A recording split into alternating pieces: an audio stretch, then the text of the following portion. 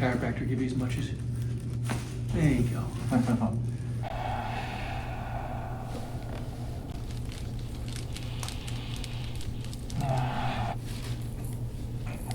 Yeah, no, I mean, what you have pointed out and you have worked on is more than I have had any other chiropractor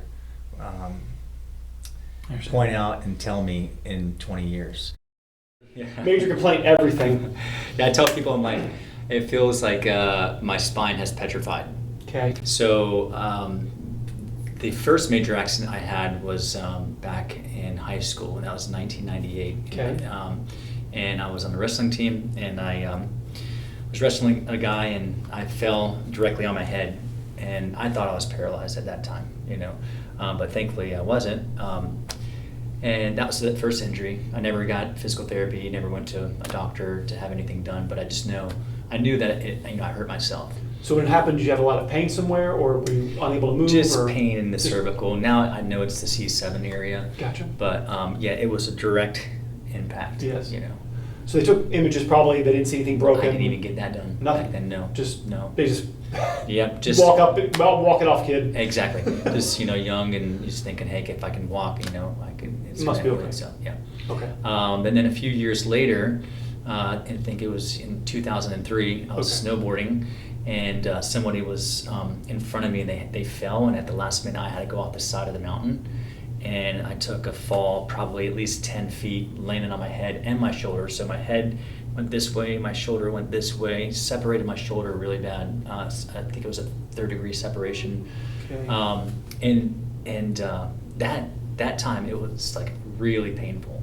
Like I can endure a lot of pain. I've been in a lot of accidents and stuff, but that was just really a significant pain that I never felt before. And now I still have a bad impingement here. I don't have really pain, but every time I want to move my shoulder, my arm up and down, I can feel the pop, really bad pop. That is not the big reason why I'm here. The big reason is because of my just my cervical, and now it's went down into my thoracic from when I landed on my head. Everything on my left side of my body wants to constrict, and it has been like that for many, many years. I was just locked. I felt just locked all throughout here. Would never let go. No matter what I did, would never, ever, ever let go. But like I said, this was 20 years of me dealing with this. So I have really made a lot of progress in helping this to kind of let go and to loosen up some of that hardness. So tell me what pictures, you said you've had just structural x-rays taken of your spine, but no MRIs of your neck? Yeah, MRI from Mayo at least 5-6 years ago. Okay.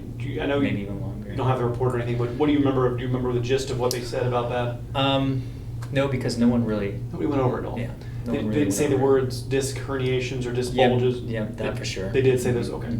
All right. So the reality of our spine is that essentially half of our spine has very little feeling, and half of our spine has a lot of feeling. And so the backside, where these vertebrae actually connect to each other, they actually, almost like a handshake, they slide over each other. This joint is wrapped in rubber bands and ligaments. And so when your head got tilted left to the left, this joint on the left smacked together. It makes sense. If I tilt, this is the front part of your body, this is the spine as you feel. So if I tilt this to the left, like your head's getting tilted left, you're going to separate the joints on the right, and you're going to smash the facets, we call it, on the left. And so that joint then gets injured. It's like if I punched a wall, right? The knuckles get swollen, and then the joint gets swollen, and then the muscles over it are going to get tight to protect it, right? And the alignment and mobility that you were in before you had both the wrestling injury and the skiing injury determined where the forces went. And that's what I bring up a lot, is that typically the injuries that you're describing almost always happen in the lower neck, and they don't happen in the upper neck. And that's something that MRI, if somebody had gone over with you, but very rarely do they bring note of, is the fact that almost all these injuries accumulate in the lower cervical and the upper neck remains uninjured. and nobody asks the question, well, why? I ask the inverted question. Everybody's so focused on your lower neck asking why is it so injured, why is there arthritis, and why is there bone spurs and injuries? I go, well, notice his upper neck is not injured. And the kind of repeating story I see all the time is one where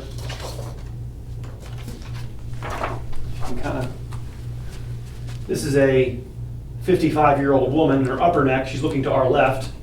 The upper neck discs look brand new. There's no bone spurring up here. Get the idea? Mm-hmm. There's loss of curve, but there's no aging. If I was just given this part of the image to look at, I took her teeth out and just saw the upper neck, I would say I'm looking at a, 22-year-old. This is a 22-year X-ray. I mean, look at the lower neck and go, what happened? Why are the bones much bigger down here? Notice the size of them. Like it shouldn't go past, if I draw a straight line straight down, everything underneath my finger is extra bone that grew because the bone was doing more work than it was supposed to be doing, and so it had said I had to get larger in size to handle the extra stress that I'm under. Now they call this a disease. They'll say this is degenerative joint disease, and notice the height of the discs. They'll say the discs are diseased, but they really are just abused because this is where her neck is doing all the bending. And so if you have this person with this level of injury already present in the lower neck, and then you have them have an injury, all the force is going to go right into the area that's already moving the most. The upper neck is going to be uninvolved, when biomechanically this is supposed to be doing something like 60-70% of the work of your neck, and this is supposed to be doing 30%, and only after this area has done its work completely. So this shouldn't be able to be injured without first injuring the upper neck. And to further, this is what they do to people. They put a fusion in the neck. Typically they, will hold it open and drill a bracket and then a couple screws, and now this is 5 years post-op. She's got a big bone spur right above the frozen area, and they want to go in there and add that, and then we add that, and we keep on going up and down your spine and just fuse everything. When we really should be talking about how do we restore the curve. The neck is not supposed to be ortho, or straight, or in this case reversed. It's supposed to have this arch in it that allows the weight to be evenly distributed over all the segments. And when we lose that arch, the lower neck is under extra stress. So we need to talk about first getting your upper neck working and then aiming your spine back to its curve. Tell me about your lower back or any other areas that we need to know about. So you may be able to help me with this. I have developed spondylolisthesis. Spondylolisthesis, yes. Or we just call it spondylo for short. But yeah. Right. But it's the slippage Yes, sir. of the vertebrae, right? Down at the lower back? Yep. Okay. So that happened back in 2020. I went to my physical therapist complaining about aching in my glutes and all around my sacrum and just in this entire area here, right here. And he had me walk. He's like, Joey, you're shuffling when you walk. Your hips are not, rotating the way they should. He says you just need to start walking on the treadmill.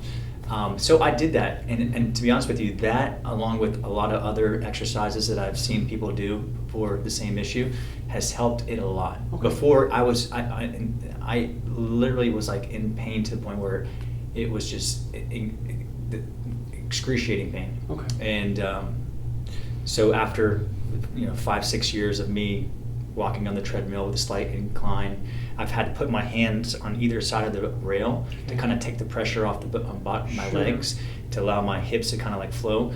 And it really helped a lot, but there's still a significant amount of pain in my glutes, around my hips, in my hamstrings, my side of I can't run anymore because the pain's so bad in my knees. Just for everybody at home to understand what the spondylo is, the spondylo refers to the vertebrae are supposed to be stacked. So when a vertebrae on top of each other should always be lined up, the fronts should always be lined up with the backs. And a spondylo means that one vertebrae is slid forward or back, usually to the front. So without an image, I don't know for certain. Yeah, it's but definitely shifted forward. Probably an anterior listhesis of L5 is the most common, where this first vertebrae, the last vertebrae, goes forward on the sacrum. Now, if you notice the hole that the nerve goes through, the top part of that hole is made up of the vertebrae on above, and the bottom half circle is the vertebrae below. So when you have a sliding going on, you start getting this going on. The nerve's going through this hole, and now the hole is much smaller because the juxtaposition's wrong. a lot of what they've shown with the lordosis is that the more lordosis you bring back to the spine, the decrease in the level of misalignment of that spondylo. And so one of the things we're going to be working on is seeing how much curve we can put into your spine. We'll have the knees bent to prevent hyperextension down here, but we're going to try to, realign that vertebrae back up by restoring your lumbar curve. Mhm. And again, I asked the inverted question, why did these areas not get spondylos? Well, because running or the posture of your spine, it's essentially a broken back. The pars it's called the pars interarticularis. So part of the bone had to break to allow that slippage. It's basically, you have a broken back, but it's a broken back where you can keep walking. But you have a broken back at L5. Now it's again something they will, if it gets bad enough, a surgeon will be happy to let's realign it and put some screws in there and hold that thing. But then again, mechanically, if we fuse this, the guy right above gets destroyed. So they'll usually tell you that also when they fuse an area, the area directly above is going to be under a lot more duress. So again, let's see what happens when we try to, I'm not going to manipulate. I don't believe all you're going to do is further injure the wound down there. We got to move the stress off of it, unlock the other parts of your back that are underperforming that's allowed your lower back to be overstressed to the point where it broke. Yeah, it used to be so bad where I would try to feel where the L5 is at, Yeah. and I couldn't even feel it. It was Okay. it disappeared. It shifted forward so much that I couldn't even feel it with my finger. But now I can feel it. Okay. So, like I said, I'm hopeful that with enough exercises and stuff, and with your help and Okay. guidance, that All right, let me, And you've gotten care from other chiropractors. Has it helped? Have you noticed any yays or nays for it? For the spondylolisthesis, no one's been able to help me with that. Right. They've adjusted by twisting me and pushing down and stuff like that. I And, really wouldn't want to do that. but no, I've tried to change my habits a lot. And after those injuries, I sat a lot behind a desk, wasn't moving a lot, didn't walk a lot, and so I think that probably played a part because I don't remember a physical injury of me hurting my lower back at all. Mhm. It's Mhm. possible, but I know I had bad habits, bad posture habits, and by sitting for so long. I really never engaged my core growing up. I was Okay. one of those guys that just focused on chest or arms and things. So It can be just Yeah. I've seen it bust from just a step off a curb. Like if you go to step and you don't realize the curb's dropping, just that kind of jolt will do it. I've had it happen to a guy was in a hammock once and the straps broke and his bottom went maybe 2 feet down and just landed on his butt. It wasn't like a huge, Mhm. fall, but he went 2 feet from right on his butt. And we know he didn't have one because we had pictures of him before and then took pictures of him after, and there it was. wow. So it can happen pretty subtly. Just a good hit on the butt will do it. All right, let me have you just stand up for me and then you face to your right. And then just show me just your range of motion a little bit. So just have you turn your head left. And then when you turn your head left there, does that hurt? No. Okay. Turn your head right for me. Any pain there when you turn left or right? Not until I get to the very end. It's a little tight, Okay. but Okay. not We're that gonna bad. compare that. Let me just gently look up. Just gently look up. What are you feeling? Just pain, in the neck. Right in the kind of lower neck here? Yeah, Or in here. In the middle upper neck. Yeah. Okay, all right. Your shoulders are markedly uneven, right? They've already told you that, right? Your left shoulder is at least a ½ inch higher than your, but it's really not a shoulder problem, it's a head tilt. So because you have injuries to your neck, the right lower neck got injured, and then your head tilted left to get away from it, and we can't walk around with our head tilted, so you did this, right? So your left shoulder's high because your body has to try to permanently get away from this right side. Now, because you're in avoidance of the right side, who's getting abused? The left side, right? So now we call that the compensatory injury. Now this side's getting hurt because you're in avoidance of your right side. Ultimately, the lower neck shouldn't be so overstressed that your body's having to compensate and move things around. Same thing with your lower back. You're walking differently because you have a spondylum. Sometimes they get the horse behind the carriage here. I go, no, he's injured, and now he's walking awkwardly as a result of the injury that necessitates this avoidance of it, right? So it's like, well, stop walking so awkwardly. Well, I have this spondylo injury that's pinching a nerve that's making me walk awkward. You have a disc injury in your lower neck that's hitting a nerve, and so you would have shooting pain down your right arm, but you don't because your head's tilted left, right? And that's, I got numbness, really bad numbness in this finger and my thumb. And so now the hole on the left's too small because you're now pinching the left side, and now you're getting symptoms down your left arm because you're in avoidance of this monster. And maybe at one point you did feel something over here, but it went away. It really didn't go away. You just tilted away from it, right? And so we would see accelerated aging on the left lower part of your neck. Ultimately, we have to get back to the real root cause, which is the upper neck. The atlas and axis are supposed to do 60% of the work of the neck. So when you turn your neck, 45 to 45 is supposed to be just your atlas. There should be no movement of your lower neck until you go past 45 degrees. So here's C1 to here. Here's C2, C3, C4, C5, 6, 7. Do you follow me? Yeah. That's how the engagement's supposed to work. It's kind of like, I think like a car. Your left and right turns are just supposed to be your atlas. Your U-turns are supposed to be C7 down there at the bottom.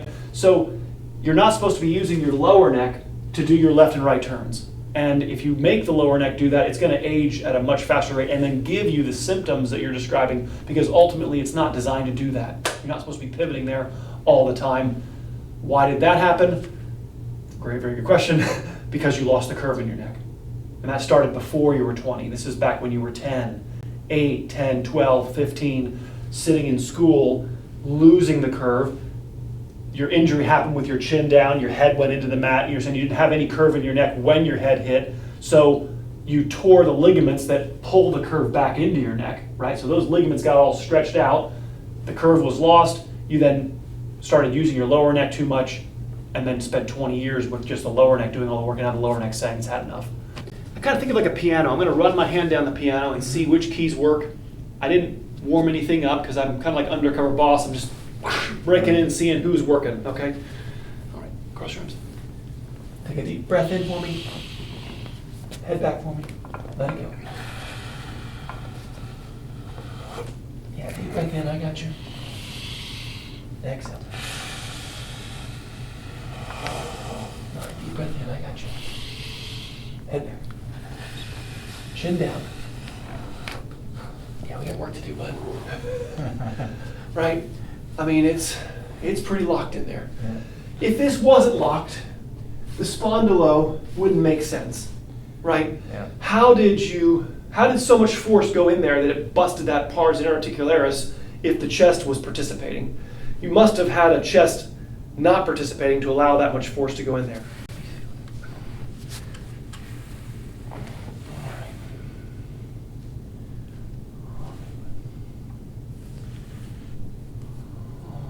Everything's over to the right. Just loosen up your upper neck a little bit. Okay, I got you. There we go. Okay. You okay? Mm-hmm. I got you. Let it go.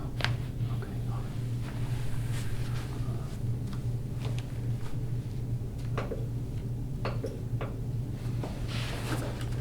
right. Okay. That's round one. We're just gonna loosen up these surfaces of these joints. They actually fill up with like a crystal, like a sandpaper when they don't move properly. It's easy for a positive feedback loop to start where what's stiff is able to get stiffer quickly and what's loose is lubricated and can stay loose.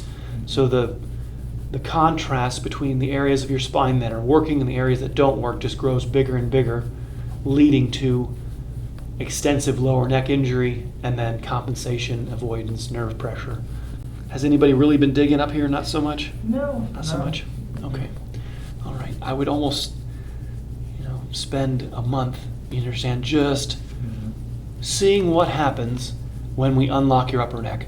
When we divert the stress away from the lower neck, we stop driving our cars on those busted roads and pothole roads, and how much happier your car suspension is going to be driving on smooth roads, and go, Ed, I don't notice my hands anymore. My shoulder feels better because you put it on vacation. You know, it's like a cracked tooth in your mouth that I got to teach you to stop chewing on, but it's your favorite tooth to chew on. And we've developed patterns for a long time and habits that have to be broken. A lot of the foundation for why I do what I do is my father, being a chiropractor, was injured, unfortunately, by care, mostly chiropractic care, that was focused on the areas of injury. And this led to my dad figuring out how to fix his own body, which was not by further adjusting and manipulating the parts that were injured, but by balancing the spine and unlocking all the parts that weren't injured. And you have to kind of run those tests for 10, 20 years to kind of realize what's hurting you and what's helping you. You know, because it does feel good initially and temporarily to manipulate an area that's injured. It just, you stimulate the mechanical receptors, it feels good. But then long term, you start to realize, hey, I'm just making what's loose looser, and I'm not fixing the root cause, which is there's not much curve in my neck, and my upper neck is too stiff, and so we don't get to the root cause. And patients frequently ask me, how do I get rid of this tension in there? And it's like, well, you get rid of the reason for why the tension is there. The muscles are doing their job of trying to protect and guard injuries. Once those injuries don't need to be guarded, they'll not be tight. This is why a muscle relaxant is kind of silly. It's like, okay, the body's guarding something. Why would we want to undo that? It's that guarding is preventing further injury. Yeah, are you talking about taking it like a muscle relaxer, or just like trying to relax the muscle? Well, in both cases, in that instance, you know, I don't look at, for instance, the tight muscles in your lower neck. I don't look at. I understand they're annoying. I'm not saying it sounds well, it sounds wonderful, but it's not your enemy. It's the result of a problem. The body is trying. So when the ligaments that are supposed to give the stability of your lower neck, when the joints which are supposed to give the stability of your lower neck are injured, the muscles will provide a backup stability. It's not the job of your muscles to provide stability, but they do that when the structures that are supposed to give stability are injured. I was going to say, because I was prescribed muscle relaxers many years ago, and they didn't do anything for me at all. Well, it can't work. It can't. All it's going to do is further allow the area that's injured to be more injured. It doesn't. There's Don and Deed Harrison, who started chiropractic biophysics, did enough research to answer the questions of what determines which vertebrae bends first. Right? When I turn my neck, I told you earlier that the atlas is supposed to do the initial motion. Well, what determines that? Well, it's determined based on the looseness of the vertebrae.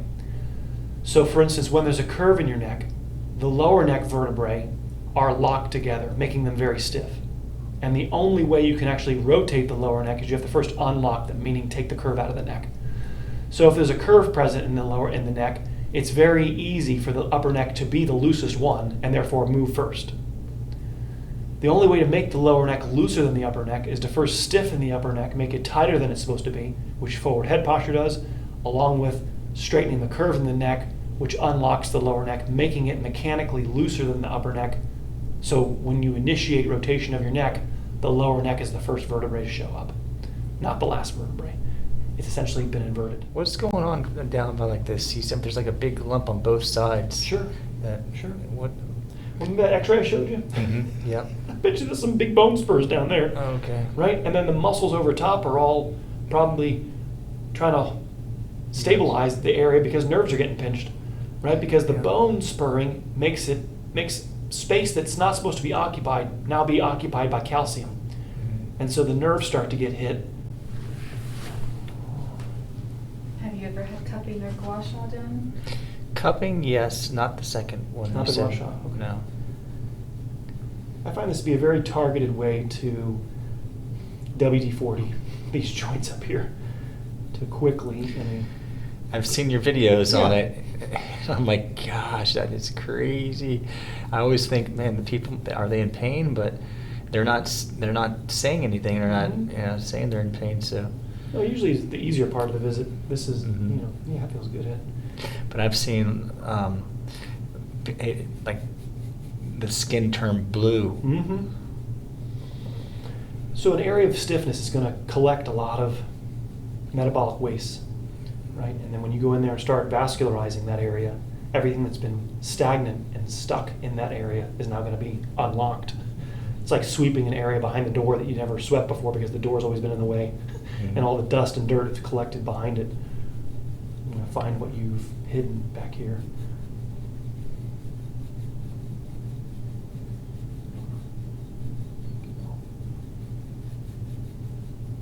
And you can see that there's a significant mark right there on his upper neck, which is evidence of the clog, like a plumbing pipe that's been.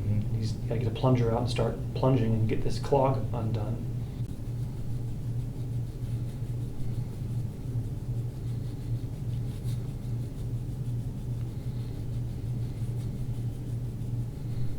The adjustment is just, the coolest way and the fastest way to unlock a joint. I think of it like Shawshank. If I was going to try to like chisel my way out of this prison with a little rock hammer, it's going to take a long time.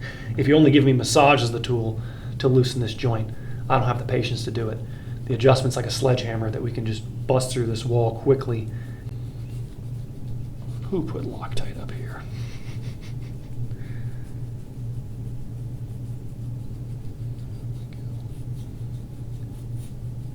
It costs double if you would be quiet. That's discount. Let me talk. I'm just teasing. This guy who won't ever shut up. It's I'm listening to all the crunching going on in the neck. Yeah, you're good. You're good. It's like a piece of petrified wood. The disc does become like bacon when it goes through a process of being more swollen. So a disc when it first gets injured actually swells. This is why X-rays can miss a lot of disc injuries in people in their 20s and early 30s, because the space will look really, really good on X-ray because the disc is swollen. Right? Then you get an MRI, and you see that this is almost about to herniate disc. Right. So I'm not a fan of young people X-rays. Now, if you get older, like the X-ray I showed you, the disc is all thinned out and petrified and baconed, and so nobody's going to disagree with me that, oh yeah, the disc's injured. Well, of course I can see it on X-ray, but on MRI you can see that it's all black and dried up, and that's like 55 years old. Right. So that's how my neck feels.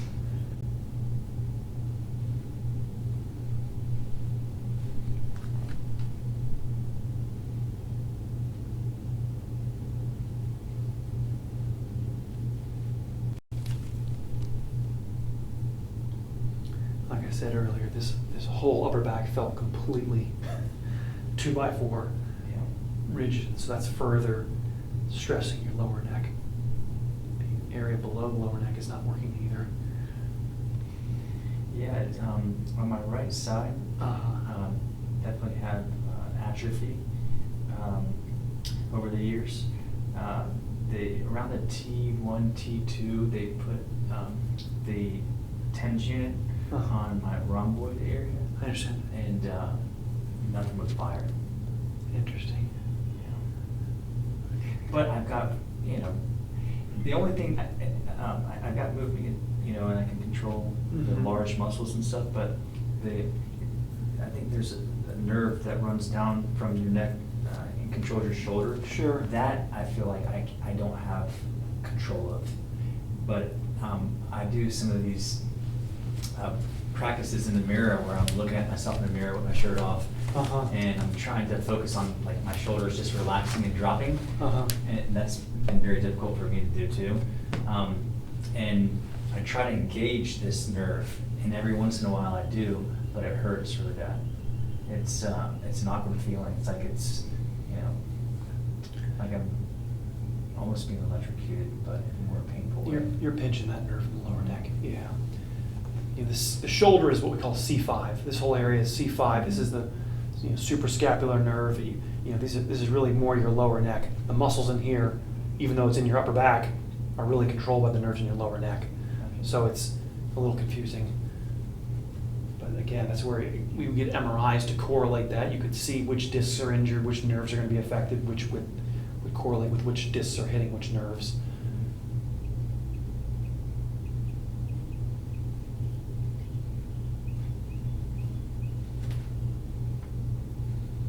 Yeah, this doesn't feel normal. This little divot right here. It feels like my arm is just hanging. Yeah, this has been torn. That little hole right there, you see that? That's been torn.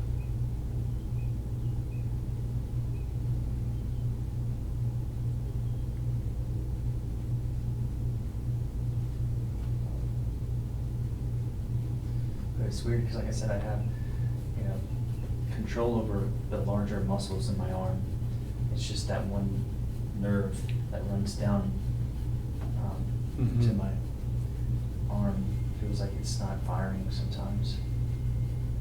Would it feel that way because it's pinched it, or is it impinged? I guess what's the right word? Yeah, for me, I feel like over the years, where my fascia has just calcified and tightened and pulled, that it, like you said, that it has impinged the nerve in that area. So it's possible to hit so there's no part of your arm that's numb. Nothing's numb over here, right? It's possible, so the nerve control is what we call MRS, motor, reflex, and sensory. And so it's possible to hit the motor part without hitting the sensory part, right? And so it depends on which part of the nerve you're hitting or even the spinal cord that you're hitting can determine which area is affected. Yeah. Again, this is where you have to get into like these high detailed MRIs to figure out which branches are getting hit, even if we can see it, which might not be. Yeah, I thought I tore my brachial plexus, Mhm. one of the brachial plexus nerves, because like I said, it feels, ever since that last accident, it feels like my arm is just hanging. Mm-hmm. Yeah, I mean, the peripheral nerves have the ability to heal. So any nerve outside of your spinal cord, if we stop aggravating it, it can rehook up and re-heal. The spinal cord, where the disc and bone spurs can interact with, can present a more permanent. If you keep hitting those areas, they won't heal. It's kind of like your brain, like a stroke. That you have to like relearn how to walk with a different part of your brain. Or it doesn't come back at all. Yeah. And so, but the peripheral nerves, if it's your brachial plexus, which is again outside your spinal cord, there is an ability for that to, assuming that we stop poking it. It's again shutting down the mechanical work that area is under, so it stops being aggravated and pulled on. There's a significant amount of mark right here.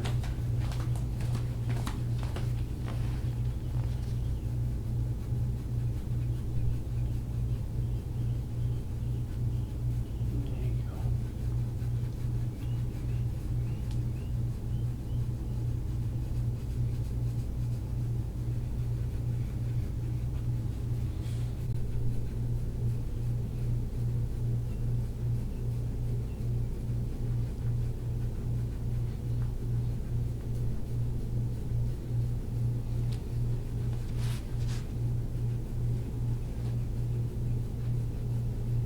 In some regard, we might call this thoracic outlet syndrome. Maybe you've heard that. Thoracic TOS, right? So there's three components that the nerves, the brachial plexus has to leave your lower neck. It's made up of nerve branches from C5 to T1. So all these nerves come together and form three nerves: your ulnar, radial, and median nerve, right, go into your arm.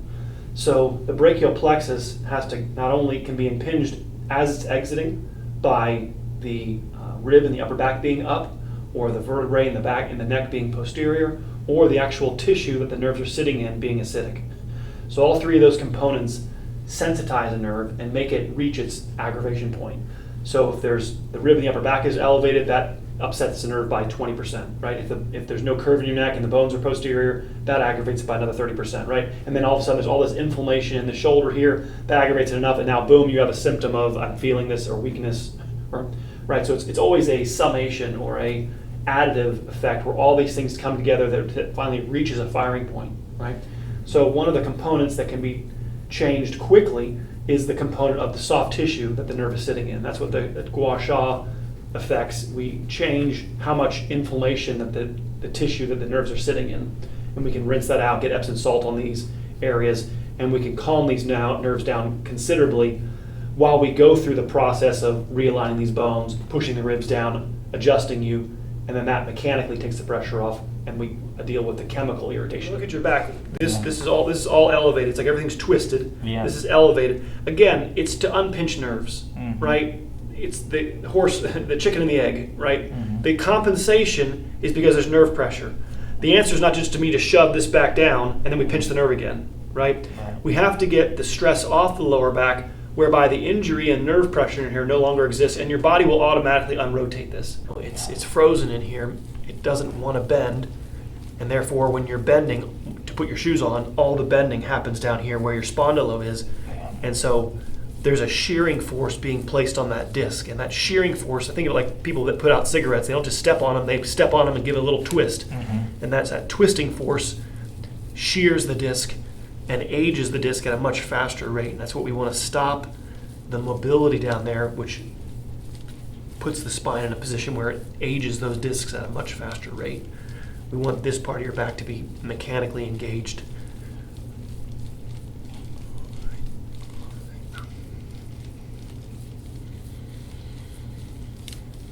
You know, if they're even with good intentions of the side posture adjustment where they rotate you, you know, even if they're not targeting this area, which many times they do, let's say they're targeting the area above, I don't believe there's a really good chance that they don't manipulate this when they try to manipulate the joint below.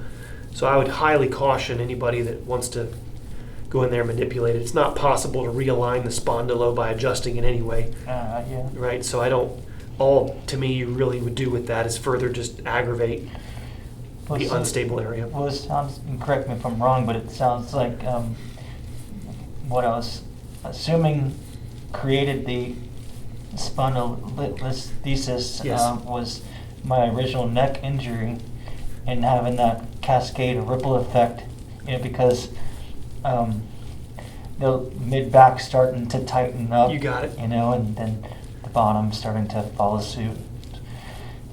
The lower back was really loose, Yeah. and then you've done too much for so many years, and it's like a piece of paper. If I keep bending and folding a piece of paper back and forth in the same crease, the paper tears. Yeah. Or if I take a paper clip and I keep bending it back and forth in the same spot, the metal breaks. Yeah, it creates a That's what broke it. right. You weaken the metal Right. by it being so hypermobile down there that eventually the pars broke. Right. So the integrity of the spine is Yeah. like any column. Once it's been jeopardized like that, it's going to have an effect on the structure. That's right. It's like the excessive bending back and forth in one spot made it rip. And so all you're going to do by putting you on your side and twisting it, aren't we just going to put more force into that same tear, into that same rip? We need to leave that area alone, put a back brace on it. Even when you're on the dental roll, we're going to be targeting this area right here. The thumb part of it is going to be right here, and seeing if we can move as much stress away from your lower back.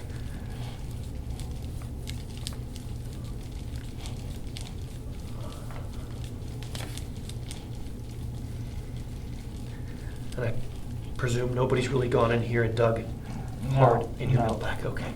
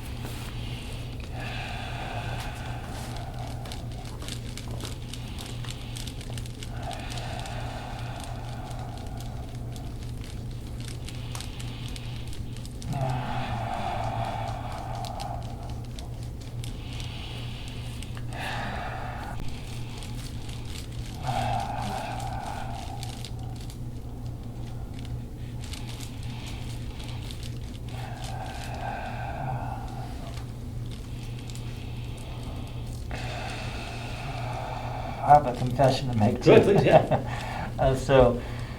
I never used to drink coffee growing up. I only started drinking it when I was in my mid-30s, working in finance, you know. I saw everybody else doing it, so I was like, I'll do it, you know. But I can tell you that I know it doesn't help the tension in my back. It feels like when I drink coffee, I stiffen up more. It feels like my nervous system goes into fight or fight mode in a way, Mm-hmm. and it just hardens up, you know. Yeah, yeah. And I feel like my body's really sensitive. It's also diuretic, so it's gonna dehydrate you a little bit, right? Yeah, exactly. Right, so it's gonna, you already said you feel, petrified. Right, You know, exactly. it's gonna make it easier to Right, kind of unlubricate, dry up everything. yeah. So do you still drink coffee or you cut that? I do. I go through spurts there where I won't drink it for a week, but then I go right back into that pattern like I was telling you about that I created. Now in the last 3 months I started fasting. I've fasted for 4 days. For the last 3 months I've fasted for 4 days at the end of each month. And I've microdosed with sea salt, a good sea salt and cayenne pepper.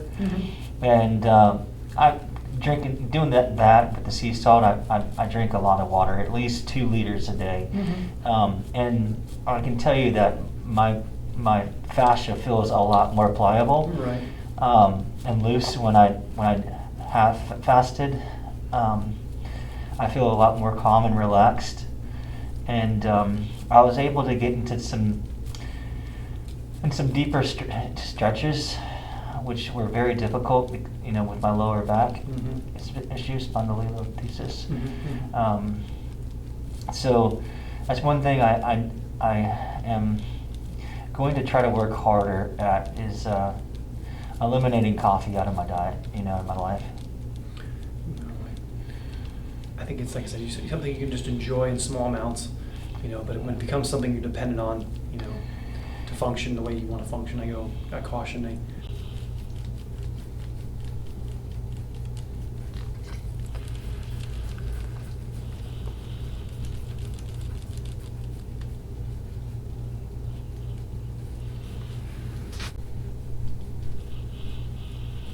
My wife will hear me say a lot of times I'll be at theme parks, watching people and what their posture, what they're eating, and I go, it's amazing how much abuse the body can I totally agree. tolerate and put up with.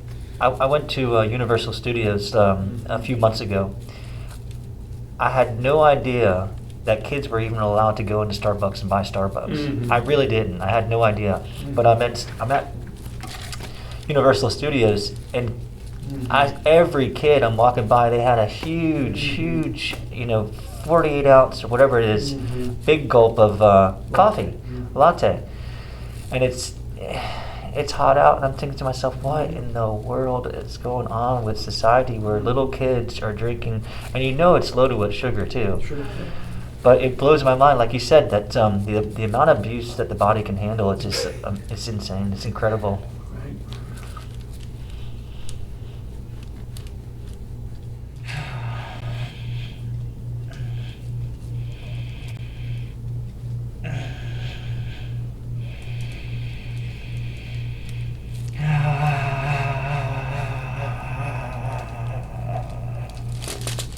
Oh my gosh. Oh boy. Yeah, people always ask me, oh, you got sciatica? What side? Oh, I wish I was only one side. Right. All the way down to when I cough, if I'm on a treadmill and I have to cough, I have to be very careful because it hurt. It will. That's called a valsalva. Yeah. So when you cough or sneeze, you're increasing intra-abdominal pressure, which is bulging the discs out a little more. Right? That's what that signifies, is that there's bulging discs, or like I said, the spondylo is then shifting a tiny bit more. Oh man. Yeah.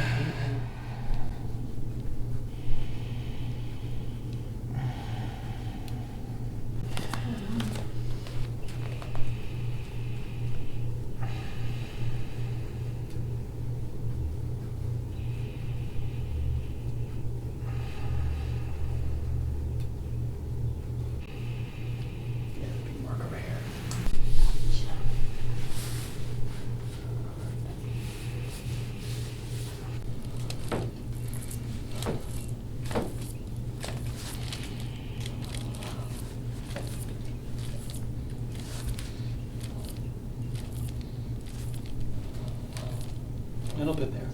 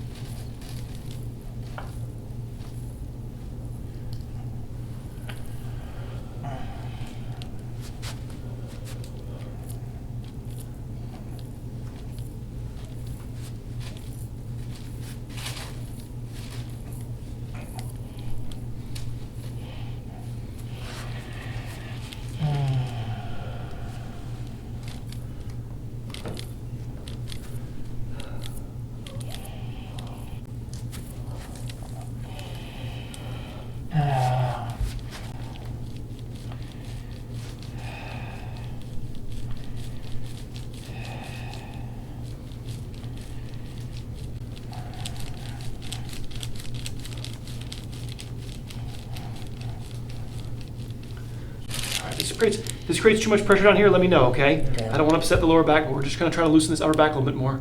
But if it starts to upset the lower back, we got to stop. Breathe for me, and then exhale.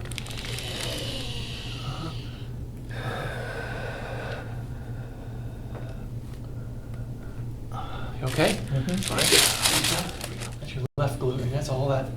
So the nerves have to pass through that, and so part of it, there's obviously the spondylo over here influencing the nerve. Then the nerves are coming out. They're being aggravated by the tissue. That's what creates the sciatica. And here's in the other hip. There's just inflammation in these channels, and then Wow. there's just all of that. The shoulders, upper back, just way too much rigidity. You're way too young to have that much. There was some movement there when I arched your back a little bit. They're just it's been solid in there for too long. Yeah. So again, I would focus all of your home efforts in trying to get as much mechanical function and restoring the participation of your middle back, upper back. Yeah. All right, back there for me. Now if I ask you to press back with your elbow, how does that feel? Press back, and how's that? You okay? Yeah, move a little bit there. There we go. Good. Yeah. Okay. And same thing, press back with your elbow here. There you go. You're right. There we go. Good. All right, go ahead and tilt your head left for me. Tilt left. Uh-huh. And go ahead and tilt your head left for me. A little bit, okay? Go ahead and tilt your head to the right. Uh-huh. And go ahead and tilt your head to the right. Oh, good. Those are loud. Head back, you got it. All right, can you go get your white one back from the front? Yeah. Yes, and we're cleaning them all. And we have to aim the neck. So middle, upper neck, you'll use your hand and you'll you relax now. Put your hand on your forehead and you'll press. It might slide down a little bit, but yeah, just like that. There we go. Put your hand back down and try to relax. Perfect. You all right? Mm-hmm. All right. So I would you almost can go back and to the right a little bit because you like to go, your neck likes to go to the left.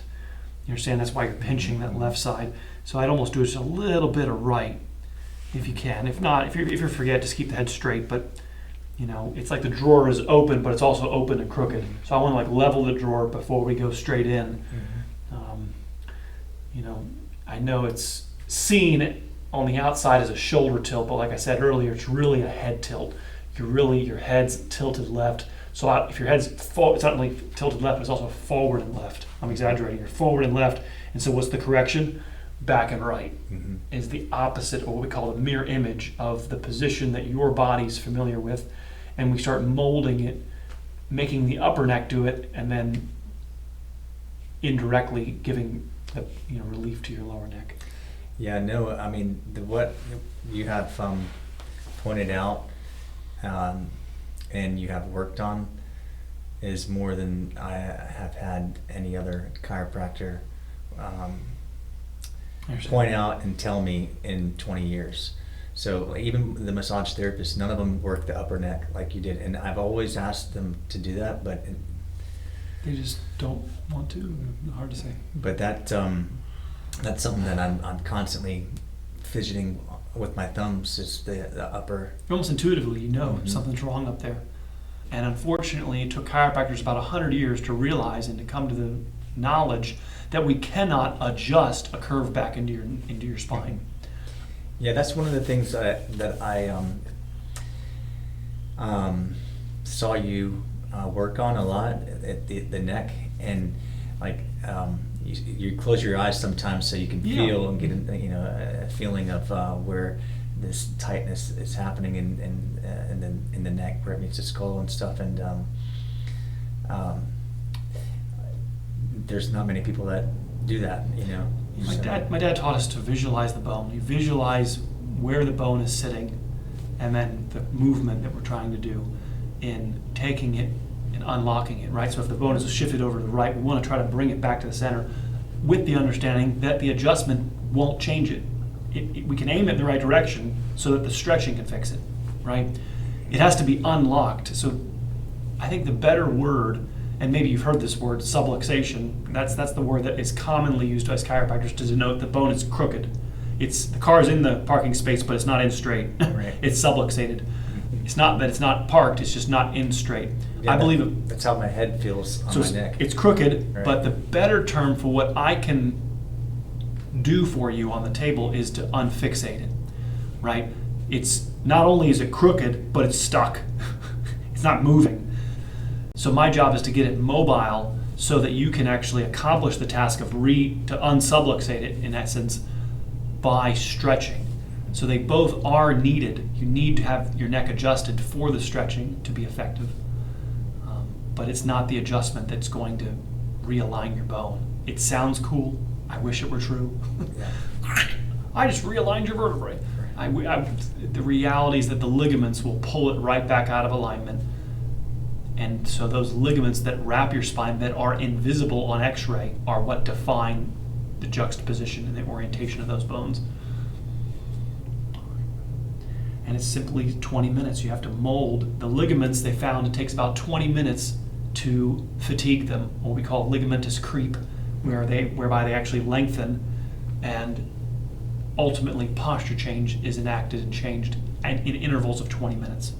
So when you're referring to manipulating? So no, when you're stretching right now, Stretching. when you're Okay, stretching, it requires 20 minutes. Gotcha. Like think of it like if you were stretching a muscle, Mhm. you can't stretch your hamstring in 5 seconds, Right. right? If you're trying to stretch a hamstring, you have to sit there and hold it for a minute, 2 minutes, right, to actually make the muscle lengthen. This is not a muscle stretch. If it was, we could just do it in minute intervals of 1 or 2 minutes. We're doing a ligament stretch. So the ligaments are the rubber bands that stabilize your posture, right? They stabilize all the joints. They're running all around the spine, the front, the back, the sides. Essentially, the ligaments on the back have been stretched and torn, and they've become like, if you take a rubber band and hold it stretched for a long period of time and then let go, now it's like not that tight anymore, right? While the ligaments in the front have never been stretched, so they're like really tight rubber bands, right? And so if we pull you upright, if I adjust you upright, that tight rubber band on the front is just going to pull you right back forward, because the back ligaments don't have the same level of tightness to counter that tight ligament on the front. So I don't want it so high that your chin is down, Okay. right? I don't want it so low that we're down in the lower neck. It's kind of middle, upper neck. It might slide a little bit. You'll take your hand and you press. It might slide a little bit downwards, but you're effectively, your chin is up. Okay. It's still pressing on as high as you can on your neck, but your head's still going over it. See, come on, yep, come on back, come on. Knees bent for this one. There you go. Oh, there he goes, relax. They made a portable elbow. It's a portable. How can I bring Dr. Ed home with me? Well, this is the closest emulation that I have of my elbow or my thumb. And we use this to do two things: to further loosen the parts of your back that are stiff, and to aim your spine back to its original alignment of that 45-degree bend. And the more they found that they took patients with spondylos and they put them on these dental rolls, you understand, and the level of misalignment reduces because your spine essentially molds back to its original position. And so those misalignments dissipate as we mold the curve back to your spine. So it should calm it down. One way we can, if you do start to feel some lower back, I would take your hands on top of your thighs, so you kind of grab and you gently push. You okay? Yep. Sometimes a little wiggle. All right. Yeah. So just turn your head left and right to see how that feels now. How does that feel? It's like I have more motion Turn a on little. left and right. Nice. Have maybe look up and see how that feels. How's that feel? Just look straight forward and look up for me again. Yeah, look at you. Definitely much farther back this time. Yeah, I'm gonna just check that. Do you want me to? No, I'm just gonna. Oh, okay. Are you sure? Yeah. Because it didn't miss more? You're good. I'm going to. All right.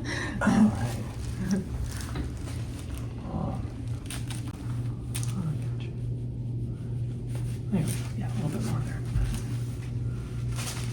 I'm just a greedy chiropractor. Give you as much as. There you go. It was the table. Bonus. That's from it's an in league cover or something like that. Who's the couch?